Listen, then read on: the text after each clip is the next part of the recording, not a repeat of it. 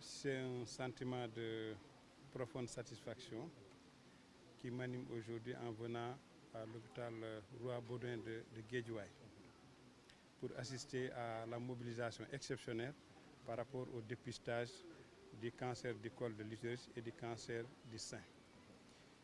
Je commencerai par remercier les initiateurs et les organisateurs, en commençant par l'hôpital Roi Baudouin de Guédiawaye, notamment le service de gynécologie, en remerciant aussi le Fonds national de solidarité pour son soutien, remercier aussi la LISCA pour l'appui qu'ils sont en train d'appuyer, remercier aussi les collectivités territoriales, la ville de Guédiawaye, mais également les communes d'arrondissement qui ont été mobilisées.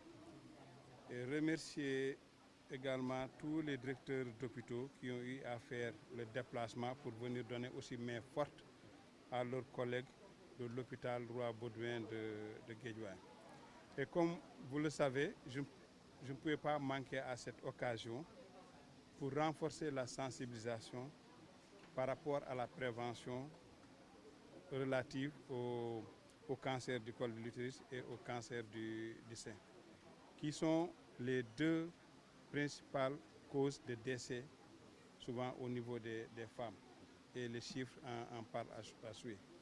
Et aujourd'hui, il y a des moyens qui sont disponibles et qui peuvent aider à mieux lutter contre ce type de cancer, notamment le dépistage précoce. Ça veut dire c'est ce qu'on est en train de faire ici. Ça veut dire plus on dépiste de manière précoce, plus on détecte et plus on met sous traitement, plus il y a des chances de guérison ou de prolonger au moins l'espérance de vie de la personne qui est atteinte d'un des types de cancer.